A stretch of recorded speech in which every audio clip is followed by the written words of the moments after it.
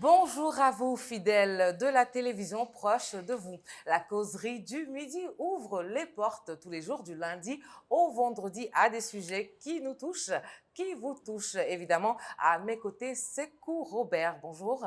Bonjour Sékou. Sim et bonjour à tous, bonjour à vous. Millions de téléspectateurs, vous nous suivez au quotidien. En Guinée, la commercialisation des aliments impropres à la consommation, faux médicaments, était devenue monnaie courante. En 2022, nous avons assisté à une saisie de 220 conteneurs par la Direction nationale des investigations de la gendarmerie au port de Conakry, des conteneurs chargés de médicaments contrefaits. Contrôle qualité et normes Retrait de certains produits sur le marché. sont entre autres quelques mesures prises par les autorités. C'est le sujet de la causerie du jour. Encore une fois, bienvenue, la causerie du midi, c'est parti.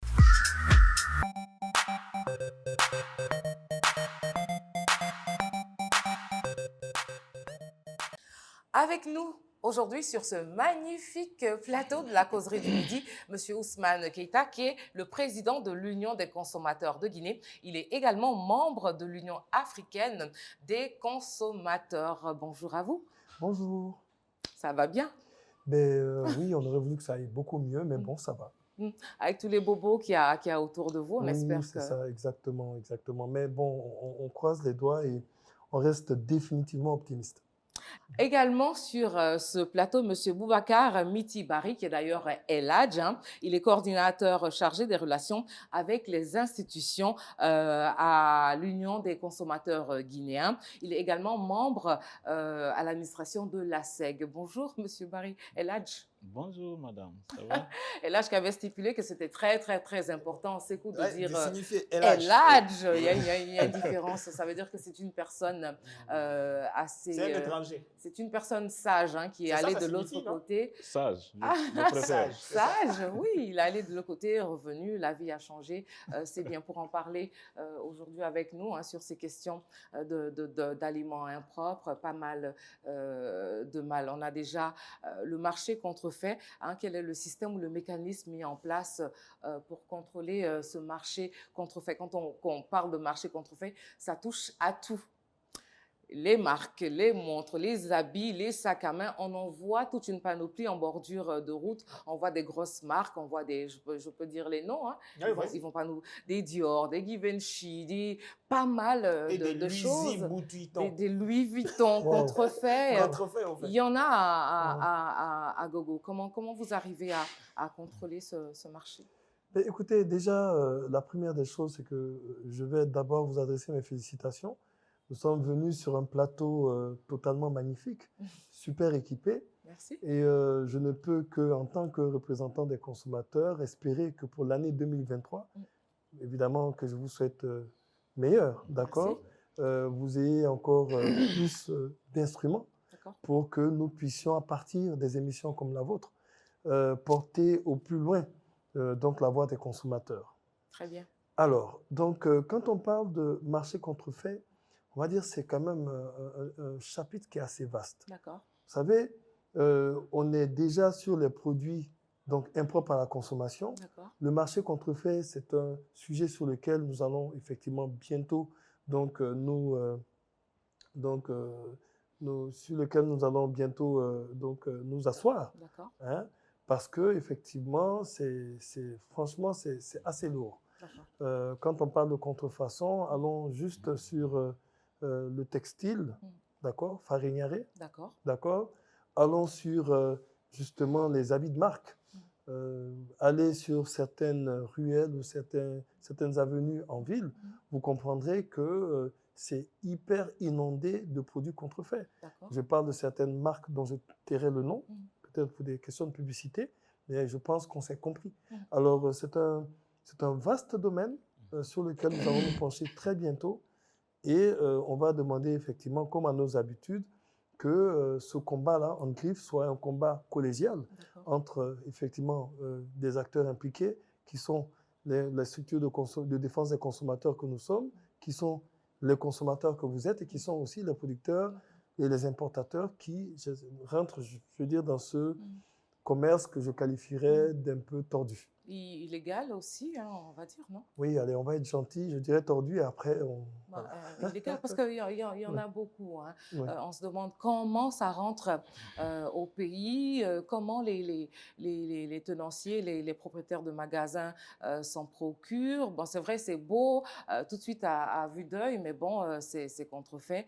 Ça brise Toute une la chaîne, chaîne, en quelque on va sorte. dire une chaîne carrément qui est brisée. Mais bon, ce sera peut-être votre prochain combat, comme vous l'avez dit, quand on parle d'acheminement, on va dire, hein, comment c'est rentré au pays, ça nous amène à la nourriture, aux récoltes, à ce que nous consommons en République de Guinée, pas seulement à la maison, pas seulement dans les commerces, mais ça vient bien de quelque part. Déjà, à la récolte, comment ces produits sont emmenés, dans quelles conditions ils sont stockés, parce que oui, ça peut arriver qu'on nous ramène déjà des produits impurs à la consommation, pourris, à moitié pourris, qu'on va mettre sur le marché. Est-ce qu'il y a un contrôle à partir de là, avant de dispatcher les choses aux bonnes femmes qui les revendent au marché? Très bien.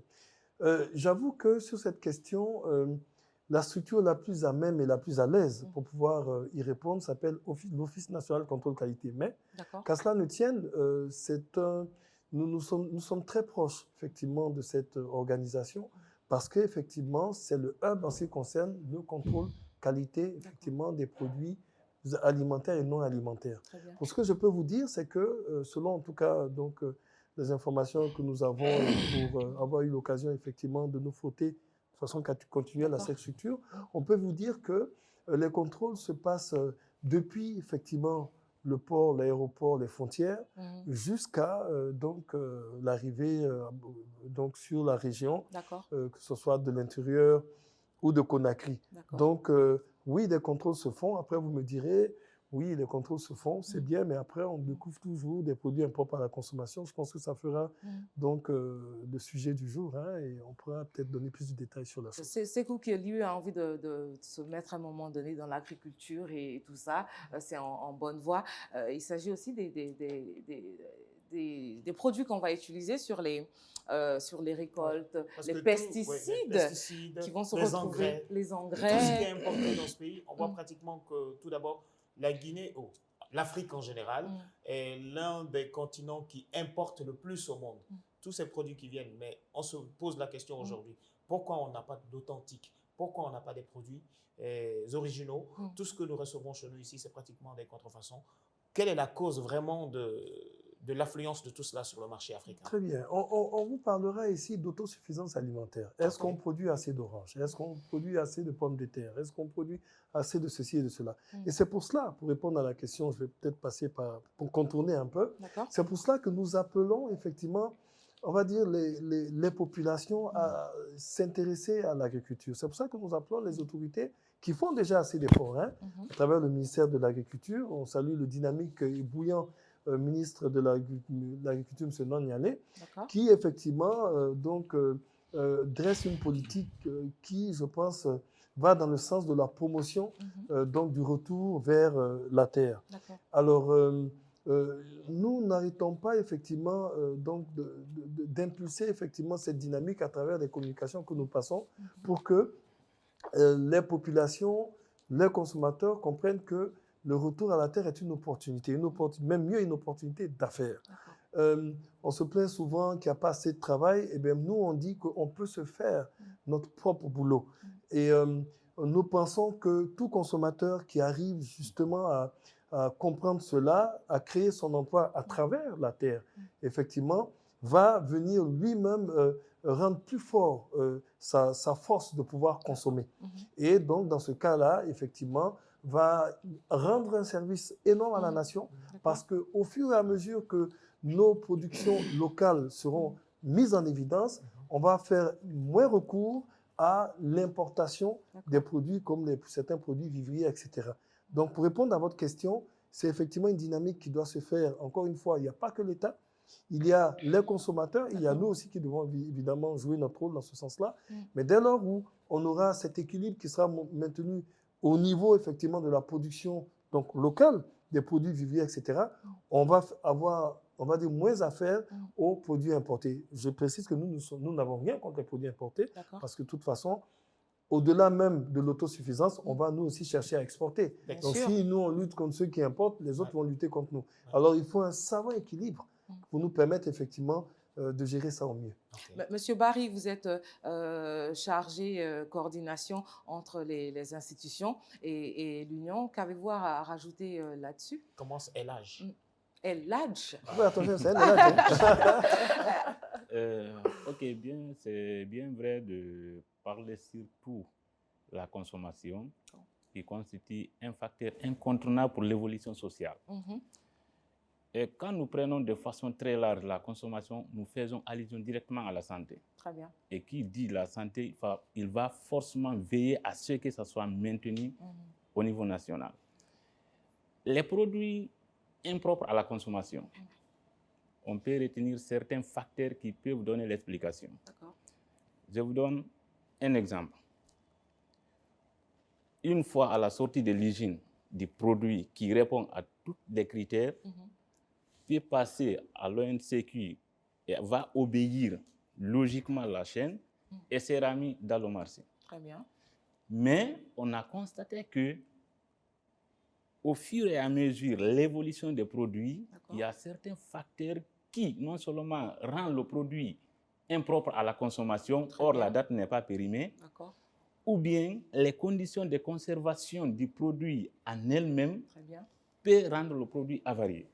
C'est pour cette raison, à travers d'ailleurs tous mes passages, que ce soit à la télé ou bien à la radio, nous demandons à tous les consommateurs d'être responsables, d'être des alerteurs.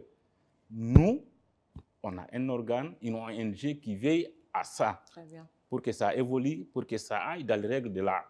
Mais que chacun de nous soit responsable de sa consommation. Que chacun de nous veille comment évolue le marché en question. Dès que vous venez, par exemple, pour acheter un produit, il faut avoir un geste chaud pour regarder la date. Si je suis d'accord, il y a le taux d'analphabétisme qui est très élevé, ça je suis d'accord, je ne peux pas m'opposer, mais même étant analphabète, s'il y a le réflexe à la personne, quand tu viens, tu dis « Ah, on m'a dit », même si je ne suis pas instruit, mais de demander la date, celui qui revend va faire beaucoup attention à toi et il va effectuer au fur et à mesure une prise de conscience de façon collective. Et donc, une fois encore, soyons responsables et regardons comment les choses évoluent. Parlant de la responsabilité de nous autres consommateurs vis-à-vis des produits et tout ça, il faut qu'on soit honnête chacun envers l'autre. Les produits qui viennent à Guinée, ils peuvent avoir des produits qui sont venus il y a 2 ans, 3 ans. Mais il y a des gens ici qui antidatent les produits. Ils changent les dates, ils mettent leur cachet à eux. Et comment on peut connaître ça sur le marché? Et ça, c'est le premier volet. Le deuxième volet, les services contrôle qualité et normes. Aujourd'hui, nous voyons que ça va un petit peu, comme on venait tout à l'heure de planter le décor. Il y a des conteneurs qui sont saisis, des produits impropres à la consommation, le retrait de certains produits sur le marché et pas mal de trucs. Mais on voit que des années en arrière, c'est même cette structure qui est chargée de régulariser ce facteur qui sont les premiers détracteurs même. Parce que quelquefois, on les soudoie un petit peu, on leur donne un peu d'argent. Allez, c'est bon, il se fait plein les poches et puis ça va, quoi. Aujourd'hui, je crois qu'à ce niveau, le travail il commence à être fait par les services contrôle de qualité et normes. Mais comment gérer vraiment si certaines personnes ont les cachets à eux pour antidater? Comment nous, on va comprendre que c'est un bon produit ou pas? Ok, c'est une excellente question. Je vous apprécie par rapport à la question. Souvenez-vous, les années antérieures, je prends précisément la date du 5 septembre. D'accord. Vous serez d'accord avec moi. Pourquoi 5 septembre? Pourquoi 5 septembre? Parce qu'il y a eu un changement que vous, ensemble, on a vu. Et à travers le changement, on a vu réellement une volonté politique d'accompagner le ministère du Commerce à travers l'ONCQ, c'est-à-dire l'Office national de contrôle qualité. À date, nous avons fait une inspection de visite à travers l'Office. Nous avions vu, c'est-à-dire la technologie qu'ils ont à l'instant, c'est des pointes. Ça, on ne peut pas occulter. Et en plus, il y a eu beaucoup de formations qui sont liées à ça, pour non seulement le personnel soit adapté au matériel donné, et d'autres formations qui vont dans le sens que une fois le produit est impropre à la consommation, c'est beaucoup plus vite de détecter. Maintenant, par rapport à la question, comment ils peuvent voir les gens qui ont les cachets, qui font antidate et autres? Nous sommes d'accord, nous sommes dans un État. Et l'État est réglementé. Et chaque chose évolue dans son domaine très bien précis. Je crois les services de contrôle qualité, maintenant à date, travaillent 24 heures sur 24. Si avant, ce n'était pas le cas, mais maintenant, nous le confirmons parce que nous accompagnons l'ONCQ et nous les assistons dans toutes ces démarches du genre. Et nous sommes témoins de certains faits. La preuve est que, au mois de décembre, ils ont saisi 782 tonnes qui ont été détruites à Wonky-Fonds. C'était à ma présence. Ensemble. Les destructions, elles sont tonnes vraiment de quoi? effectives. Elles se font vraiment. Des tonnes de produits. Des produits impropres à la consommation. D'accord. Parce qu'on a entendu ici aussi des produits qui ont été saisis mais qui n'ont jamais été incinérés. Moi, mais excuse-moi, je parlerai de politique fiction.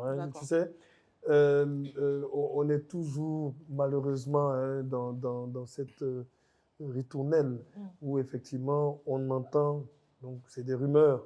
Il y a eu des saisies. En tout cas, nous, on qualifie ça de rumeurs. De politique fiction parce qu'on n'a pas de preuves que quelqu'un saisisse ou une structure saisisse un produit et après ne le détruit pas, etc. Pour nous, c'est le jour où on aura la preuve de cela. Mais on a eu les médias Vous n'avez pas vu on a vu les médias qui ont parlé ici, vu. les produits. Il y avait de la drogue qui avait été saisie à un moment. Voilà. Mais donc, les traces n'ont pas été retrouvées. Voilà. Sur les questions de drogue, malheureusement, l'Union des consommateurs, ce n'est pas trop de notre registre. On ne consomme pas la drogue. Voilà. Nous, on donne le conseil à nos consommateurs de ne pas consommer la drogue. C'est donc, clair. Il faut aller ailleurs. On ne connaît pas pour la tout ça. drogue. Si tu as un autre exemple, ce serait le bienvenu. Mais la drogue, très peu pour moi. Donc, oui, ces choses-là, ces produits impropres à la consommation qu'on a saisis, vous voulez dire qu'on n'a jamais vu détruire, brûler des choses, alors, vous, en tout cas? vous êtes allé sur le terrain, vous avez vu. Ben voilà, c'est pour cela que j'ai toujours dit, et j'arrête pas de le dire. Vous voyez, on est en t-shirt. Je parlerai de mon t-shirt tout à l'heure. Zéro plastique dans le commerce. Très bien. On en parlera. On a toujours dit que les meilleures associations de défense sont les associations qui sont sur le terrain et pas dans les bureaux. Très bien. D'accord? Donc, du coup, toutes les destructions, en tout cas, la majeure partie des destructions, nous sommes véritablement présents. Sauf si les gens sont forts. C'est-à-dire que tu prends une boîte de tomates avec une marque X. Je vois la boîte là, je vois, il y a tomate dedans, tu vas mettre, et puis on dit c'est pas ça. Là, vraiment, tu m'as blagué. Mais sinon, on est témoin, on voit avec nos yeux, on met dans la tête. Vous avez déjà vu, M. Keïta? Jusqu'à demain, on a vu. Et puis, le dernier truc en date, c'est à Dubreka. Il était lui-même là-bas. À Wonky-Fonds. Mais moi-même, j'étais présent. Voilà, il y avait le directeur national de l'ONCQ, il y avait Madame la ministre. Très bien. La preuve est qu'il y avait des camions qui ont déchargé, il y avait presque, je ne peux pas dire toute la presse, mais la majeure partie des presses était là. Et à l'entame, les camions ont déchargé les produits impropres à la consommation. Très bien. Et la particularité cette année, le président de l'ONCQ même, à travers les campagnes de sensibilisation qu'ils ont mis en place, c'est certains commerçants eux-mêmes qui ont dénoncé, qui ont lancé l'appel à l'ONCQ pour venir voir les produits sont là et ils pensent que c'est impropre à la consommation. Mais comme ils n'ont pas les outils pour vérifier, c'est l'ONCQ qui détient les outils. L'ONCQ est venu effectivement, c'est pour cette raison, c'est allé jusqu'à 782 tonnes. Et devant nous, ça a été enfoui et ça a été incinéré. Ça, nous sommes témoins oculaires des faits. D'accord. Que nous saluons des passages. Il faut ajouter que nous ne nous faisons pas le porte-parole ou le, comment dirais-je, les responsables de communication des structures. Non. Très bien. On parle de ce qu'on connaît, on parle de ce qu'on a vu. Et de ce qu'on a vu là, c'est ça on vient de dire. D'accord. Il faut comprendre une chose, c'est que la dynamique est en train de changer. Nous avons des structures, dont je tairai le nom, une grosse structure de produits agroalimentaires qui, elle, a dans sa politique, chaque année, de rappeler à ses distributeurs, de leur faire sortir tous les produits avariés, que ces structures rachètent et mettent à la disposition de l'ONCQ. C'est pour vous dire que les mentalités sont en train de changer. Et quoi espérer de mieux? Avarié me ramène tout de suite à Avaria. un certain... Quand c'est avarié, là, on envoie voilà, là-bas. Venez chercher. à Avaria, vous trouvez des produits là-bas quand vous partez au marché, des produits pas très chers. Vous dites, mais attends, ça coûtait tel prix à l'époque. Aujourd'hui, le prix est cassé. Mais justement, il faut peut-être regarder la date. En parlant de date, Sékou l'a mentionné tout à l'heure, c'est contrefait. Vous allez voir un 2 qui se transforme en 3, un 4 qui... Ça se voit tout de suite. Mais ça se voit. Donc, effectivement, il y a voilà, des personnes qui ne savent pas lire, qui ne connaissent pas. C'est vraiment le moment de faire des publicités, des sensibilisations à la télévision pour dire aux dames, à tout le monde, même si vous ne savez pas lire, demandez à quelqu'un à côté pour vérifier la date et surtout le stockage. C'est vrai qu'on peut acheter un jus qui a été mal stocké dans la chaleur, ça a pris un coup, le lait. J'ai vu récemment qu'il y a un lait qu'il ne faut pas notamment consommer, un lait qui était très bon d'ailleurs. Hein, c'est quoi le lait? Vas-y, en tout cas, c'est impropre à la consommation. C'est sweet milk. Sweet milk. Bon, voilà, il a dit. Et puis, vous avez dit lait doux. Sweet milk, ça aussi, madame. C'est sweet ou ça commence par un K? Les gens opéraient de façon illégale. illégale. En tout cas, ça se calme. De façon illégale, ils opéraient. Parce que... Sinon, la qualité du produit, ça va? Non, ça ne va pas. La date est là. Déjà, la méthode, vous avez vu qu'il y a eu des comment on appelle ça, la télévision qui est partie, ils ont filmé, hein. Donc l'endroit où même c'était fabriqué, etc., ça ne répondait pas au nombre de fabrications. C'est madame la ministre elle-même qui a été alertée et partie, constater les faits. Ensuite, elle a demandé, est-ce que le monsieur a les documents de l'ONCQ? La réponse est non. Les documents du commerce intérieur, la réponse est non. D'accord. Documents de l'industrie, la réponse est non. Et donc, en se basant sur ça, on sait que c'est illégal. Donc, on ne veut pas. C'était un lait jaune, hein? Sans aucune conformité avec la légalité. Et surtout, l'endroit là où on fait, c'est pire encore. Sur le respect de l'hygiène, etc. C'est ce qui d'ailleurs a poussé madame de fermer automatiquement l'usine et demander le propriétaire. Mais malheureusement, on n'a pas d'abord trouvé le propriétaire en question. Jusque-là. Mais c'était parti en fuite. Et de surcroît, il y a des centaines de cartons qui circulent dans le marché. C'est le lait jaune. Hein? Et c'est pour cela, avec la question, il y a quelque chose qui me revient. On a parlé d'Avaria. Il faut dire que nous avons fait plusieurs, évidemment, on a accompagné l'ONCQ qui était sur le terrain déjà, plusieurs descentes dans le marché Avaria. Pas tous les jours, mais en tout cas, plusieurs descentes, effectivement. Ce jour-là, ou ces jours-là, chaque fois que donc ça se faisait, il y avait toujours des stocks de marchandises qui étaient donc saisis. Mais je profite de votre antenne, de votre émission, pour lancer un appel, c'est vrai, avant que j'oublie, à l'ensemble des consommateurs. On arrive bientôt sur le mois de Ramadan. Oui. Et souvenez-vous qu'il y a beaucoup d'achats qui se font dans les rues. Quand vous prenez l'autoroute, le pont, il y a toujours des vendeurs à la sauvette, on va dire, qui vous présentent des produits. Nous donnons et nous lançons un appel à l'ensemble des consommateurs. Il faut systématiquement arrêter ces habitudes d'achat au bord des routes. Parce que vous ne savez pas comment le produit est conservé. C'est un risque énorme. Et nous appelons les autorités aussi à jeter un œil sur, n'est-ce pas, cette pratique. Cette pratique, merci pour le mot. D'accord? C'est extrêmement important. Vous savez, il a été dit récemment que, à dater de maintenant, les commerçants, évidemment, même à dater depuis un peu longtemps, ils doivent vendre leurs produits en magasin, dans des dispositions qu'il faut, afficher les prix des produits, ça c'est une obligation. Très bien. Et ce qui peut permettre effectivement aux consommateurs, avant de faire ces achats, d'avoir l'assurance déjà du prix, l'assurance de la disposition et prendre le temps de regarder la date de préemption. Comment est-ce qu'il faut faire attention? Est-ce que donc le produit, la date a été transformée ou pas? Je suis d'accord, c'est un problème. On aurait voulu être Superman, avoir les yeux, les rayons X pour savoir que effectivement le type il a transformé, il a changé la date. Mais c'est compliqué. D'accord? Et c'est pour cela que, pour nous, l'une des solutions, c'est l'implication du consommateur à la base. Parce que pour nous, le consommateur fait partie intégrante de l'Union des consommateurs de Guinée. Pourquoi? Parce que c'est le premier alerteur. Ça, là, il y a toujours des gens qui voient.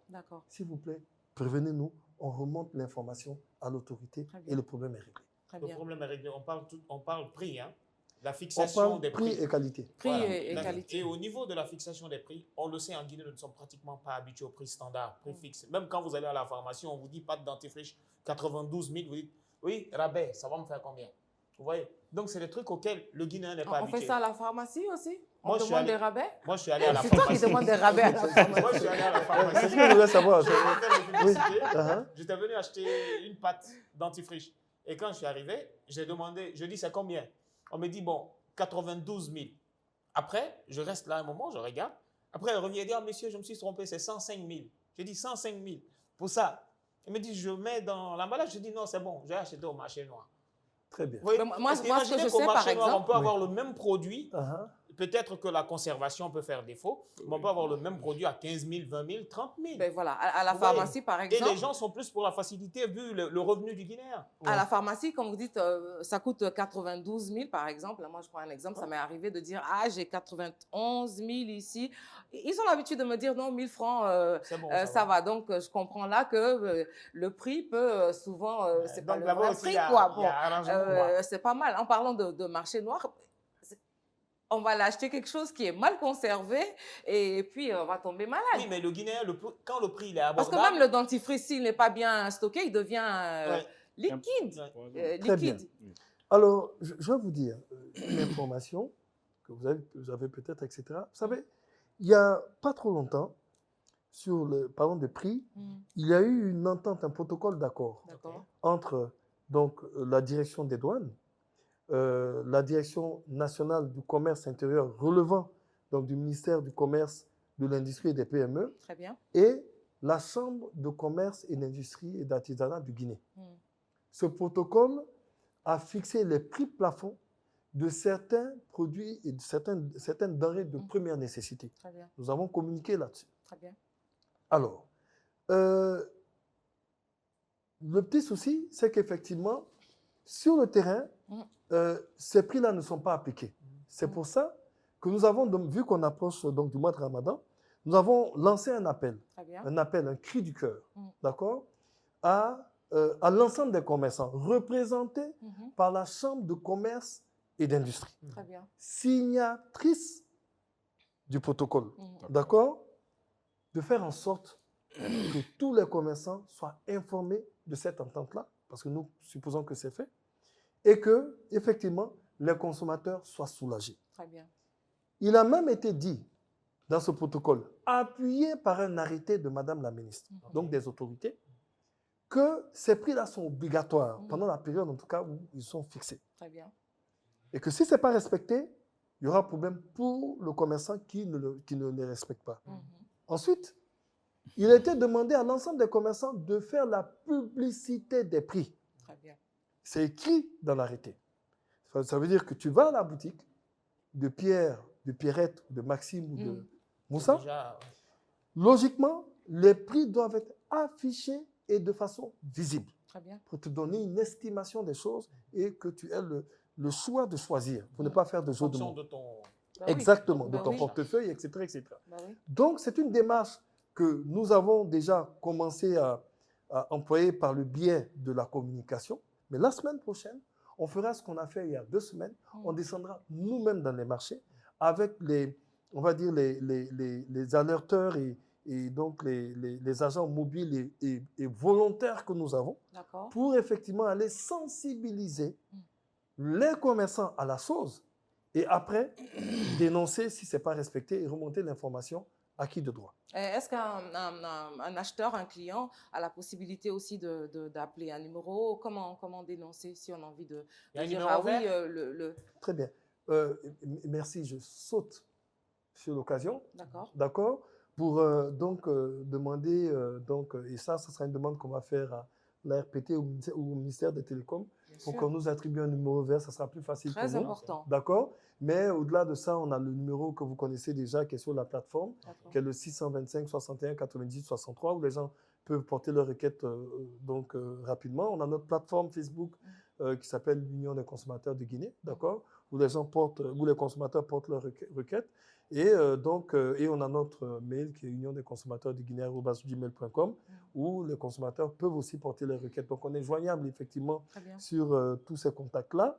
Et effectivement, on a vous aussi qui êtes un formidable relais. Je vais vous dire, hein, vous êtes un formidable relais pour effectivement notre sensibilisation et pour faire en sorte que les consommateurs soient touchés au plus profond de Yomo. Vous êtes une partie importante de notre incontournable, merci mon cher collaborateur, de notre processus effectivement de sensibilisation. Vous jouez un rôle social. On vous remercie pour cela.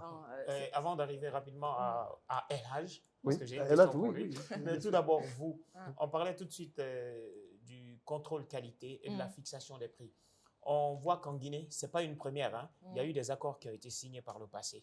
Ces accords qui ont été signés, ça ne s'est jamais matérialisé. Pensez-vous que cette année, que ces mesures seront vraiment tangibles? Parce qu'on voit en Côte d'Ivoire tout récemment, même le président, il y a eu des prix qui ont été fixés sur le ciment, fixés sur tout, et il y a eu beaucoup de communication à travers la télé, les médias, les réseaux sociaux, et tout ça. Pensez-vous qu'en Guinée, à l'étape que nous sommes là, c'est vraiment tangible? Très bien. Alors, la question est intéressante, et c'est pour ça que je vous dis que une structure de défense des consommateurs doit être sur le terrain. La Côte d'Ivoire, on connaît bien. Kofi, qui est l'un des patrons d'une des grosses associations de consommateurs de Côte d'Ivoire, je l'ai rencontré, je le connais bien, on a déjà échangé. Et donc, on connaît un peu le principe et le mode de fonctionnement. Alors, je peux vous dire qu'ici, ce que je vais vous dire, c'est que il me semble que c'est la première fois que c'est appuyé par un arrêté. En général, c'était des protocoles, mais là, c'est un arrêté, me semble-t-il. Et l'arrêté, ça porte bien son nom. Je veux dire, tu vas à l'encontre de cela, tu as des problèmes. Donc, on peut dire avec, en tout cas, on ne va pas dire avec assurance, mais avec beaucoup d'assurance. D'accord. Voilà. On comprend. Que effectivement, donc tout cela sera respecté. En tout cas, on va y veiller. On a conscience que les autorités ont fait un point d'honneur à ce que ces prix-là soient respectés. Et je vais vous dire, et ça, c'est après avoir discuté avec le ministère donc du Commerce, il y a une brigade.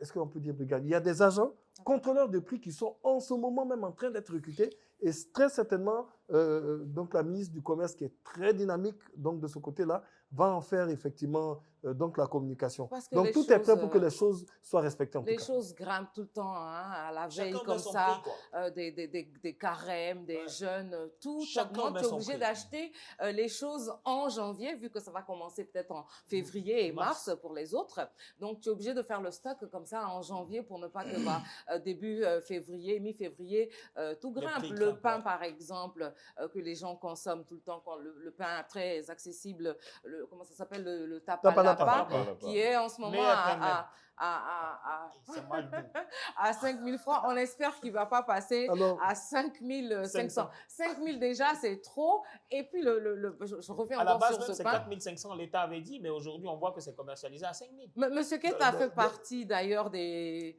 membres des pâtissiers. Ça tombe bien parler de ce pain. Alors, je vais vous dire, je suis très à l'aise. Je suis effectivement président du conseil d'administration de la Fédération nationale des boulangers et pâtissiers de Guinée. C'est tout nouveau. Très bien. Et c'est tout aussi intéressant parce que, effectivement, je représente la défense des consommateurs. Essayez de voir un peu la position que nous avons. C'est que les consommateurs, et ça a été une idée donc, du président de la fédération, d'intégrer justement l'Union des consommateurs de Guinée dans le dispositif donc, de management de la fédération pour que les intérêts des consommateurs soient pris en compte. Donc, nous représentons les intérêts des consommateurs au sein de cette fédération. Premier point. Le deuxième point, c'est que, souvenez-vous qu'avant, il y avait deux associations. D'accord? Et si effectivement, il y a eu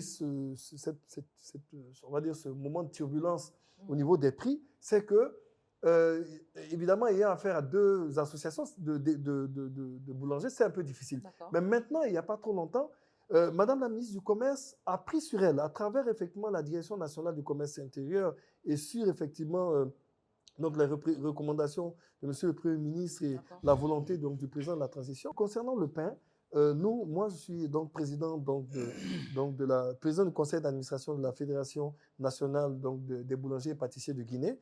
Et c'était une volonté donc, de l'ensemble donc des pâtissiers et boulangers sur toute l'étendue du territoire, représentés par leur président qui est M. Adama Diallo, de faire en sorte que nous puissions intégrer le dispositif de management, n'est-ce pas, de la fédération pour représenter les intérêts des consommateurs au sein de la fédération.